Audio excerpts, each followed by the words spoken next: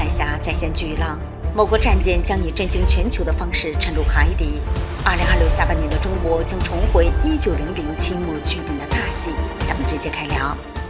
各位啊，有没有亲眼见过真实版的世界末日啊？没见过哈。来，咱们把这个镜头拉拉近啊，看看这几天的中国啊，简直就是灾难大片联播模式，一集比一集凶险。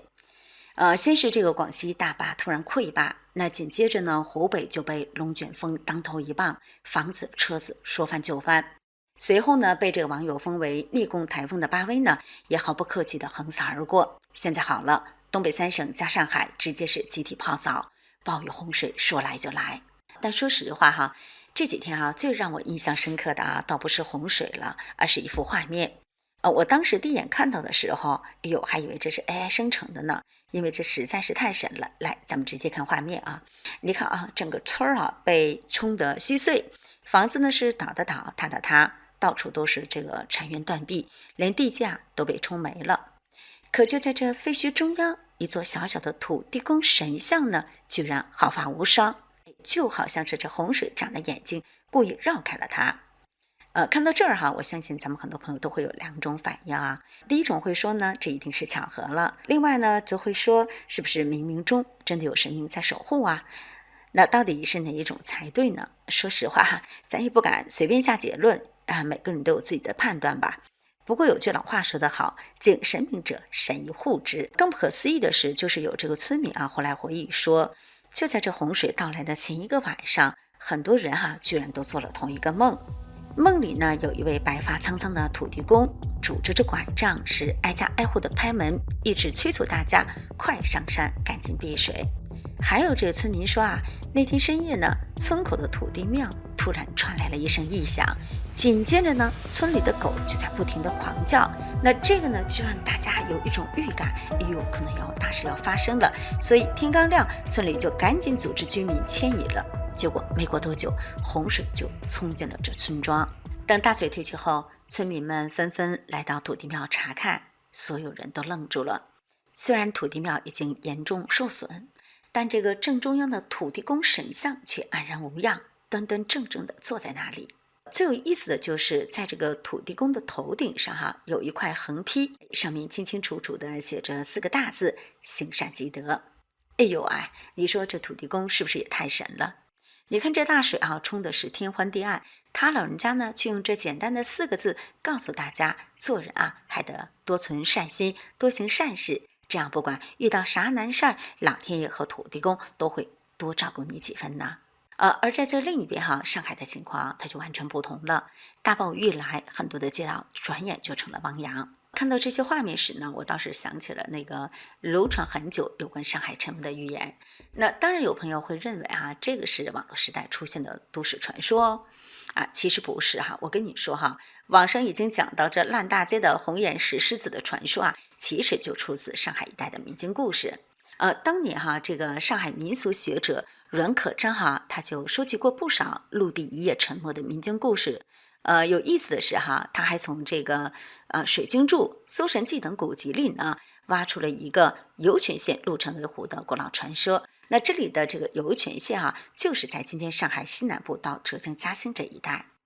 后来呢，阮可章就把这些老故事整理成了流传在上海的鹿城传说。虽然这不同的版本呢，细节各有差异，但核心情节呢都差不多，最终逐渐演变成了现在大家耳熟能详的红眼石狮子的故事。也因为这样呢，民间关于上海终将沉没的说法越来越多。特别是这几年每到这个夏天，上海几乎都要上演街头划船的奇观，淹水呢也一年比一年夸张。那网上还有人说，按照上海目前这个下沉的速度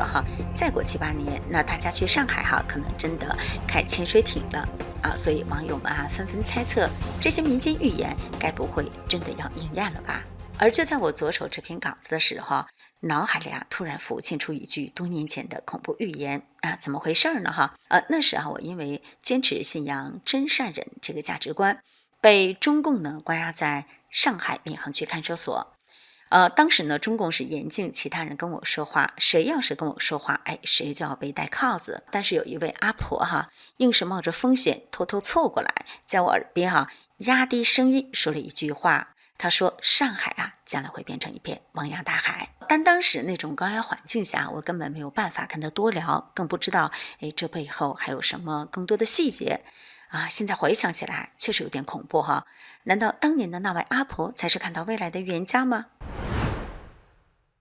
既然呢咱们聊到了未来，咱们就把这个时间轴拉近，看看这2026年下半年的中国国运到底会发生什么。油管上呢有一位专门讲周易的博主，名叫小风时雨。早在2024年呢，他就发布了一支预测2026年中国国运的影片。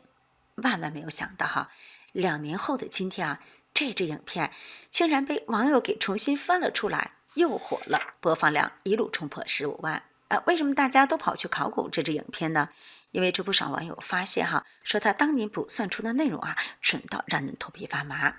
你比如说小凤时雨在这个视频中提到说2026年的是丙午年，也就是所谓的赤马红羊节，而这场动荡呢，它不只发生在中国，而可能呢波及全球。它的依据是来自周易中的火风鼎卦。在他看来这象征着思想文化宗教与各种舆论会在短时间内爆炸性传播。但另一面呢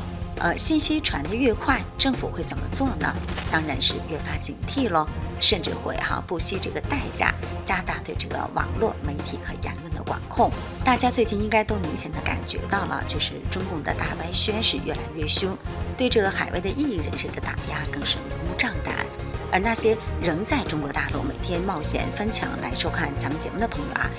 肯定是也深有体会了，是不是这堵数位铁墙真的封得越来越死，越来越难翻了呢？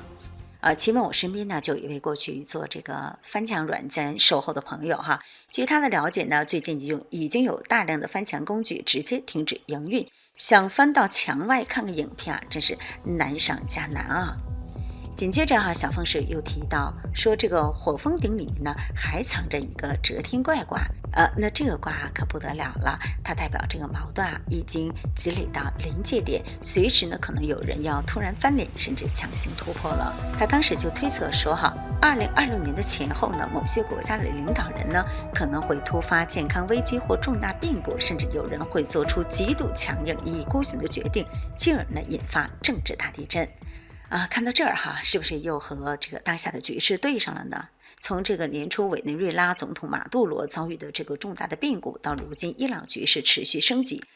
简直是一模一样除此之外呢，小凤时雨还预测说2026年丙午年火气更旺，那它这里的火呢，不只代表火灾，也可能象征战争、爆炸、炮火，甚至是火山喷发等重大灾难。相信咱们大家最近也体感到了这个旺盛的火势我这里就不一一列举了。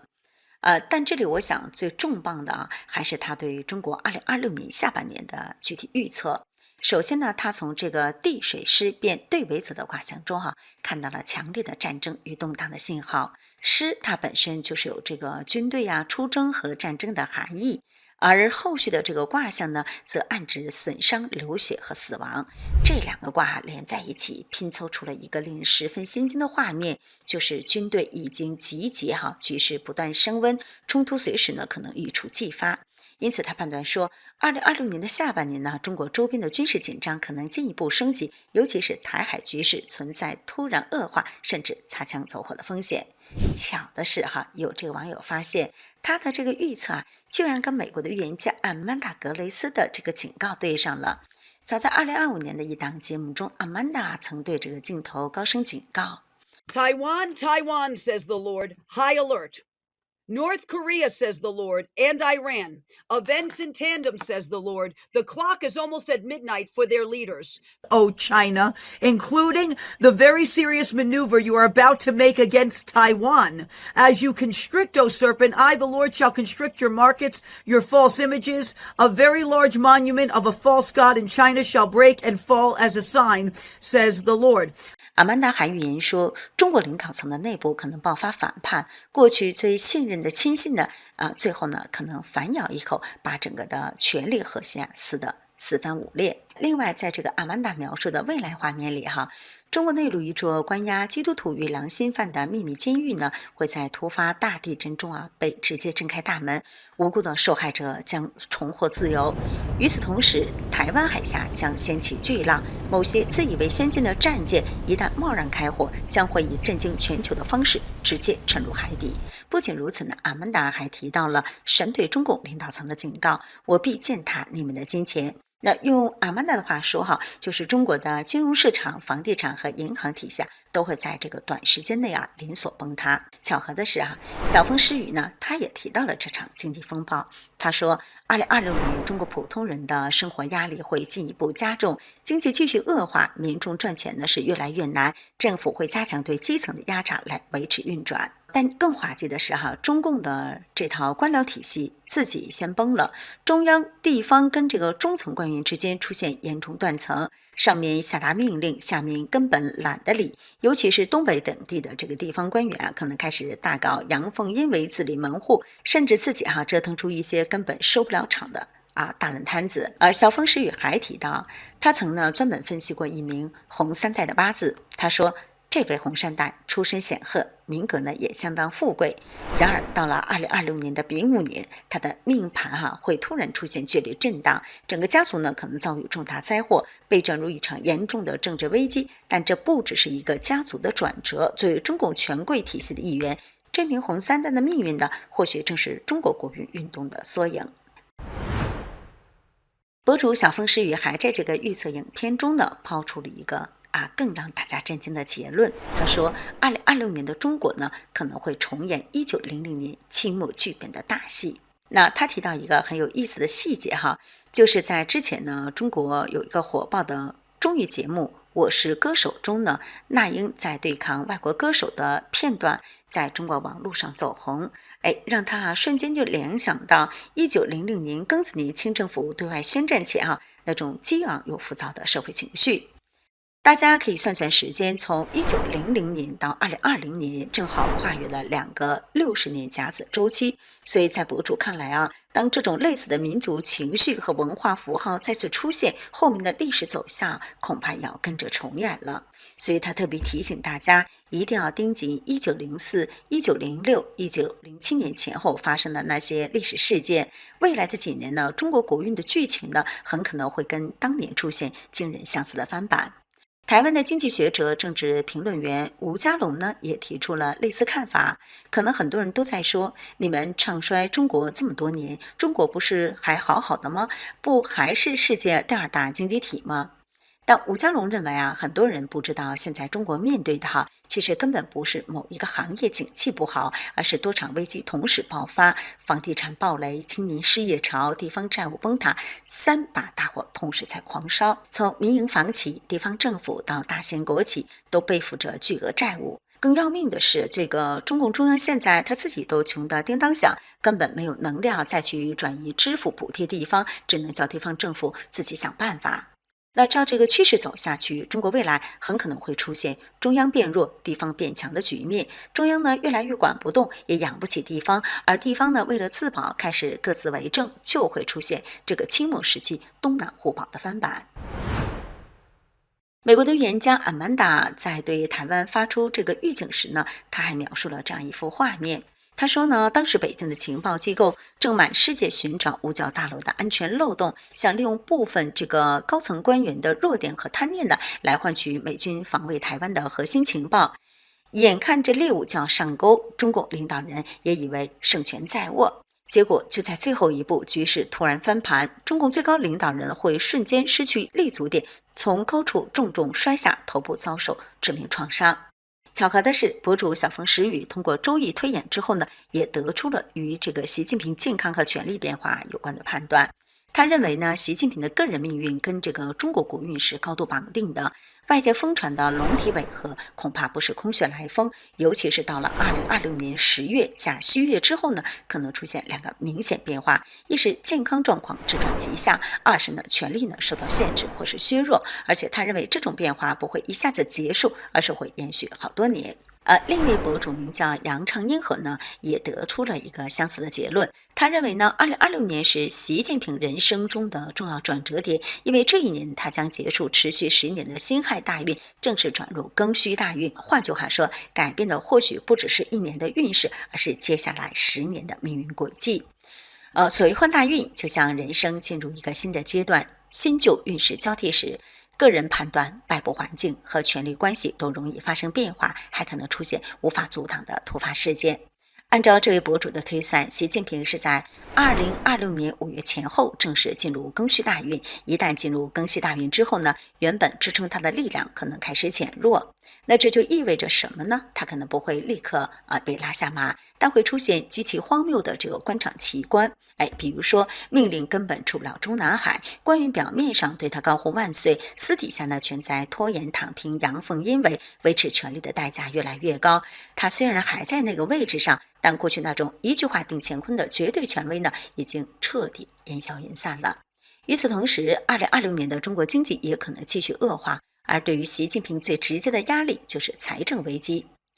对于普通人来说，2026年意味着减薪、失业、消费降级，年轻人呢甚至连躺平都躺不起。而对于习近平来说，最致命的压力就是财政库空全面断粮。但这里还有一个最危险的信号，博主认为如果这个国内经济暴雷，地方政府缺钱，社会民怨沸腾到了临界点，习近平呢极有可能会提前把这个台海的危机当成救命稻草。也就是说，他原本呢可能打算2027年才动手，但为了把民众的怒火转移出去，他可能会提前煽动民族主义狂热，尤其是2020年的年底，台湾地方选举前后呢，更要留意北京会不会突然加大动作，比如这个军演升级军机军舰频频出动，或者采取更强硬的施压手段。而对于中国国内来说，2028年才是更大的警报。博主杨成英可认为，2028年的命理格局与习近平人生低谷期的1968年是非常相似的，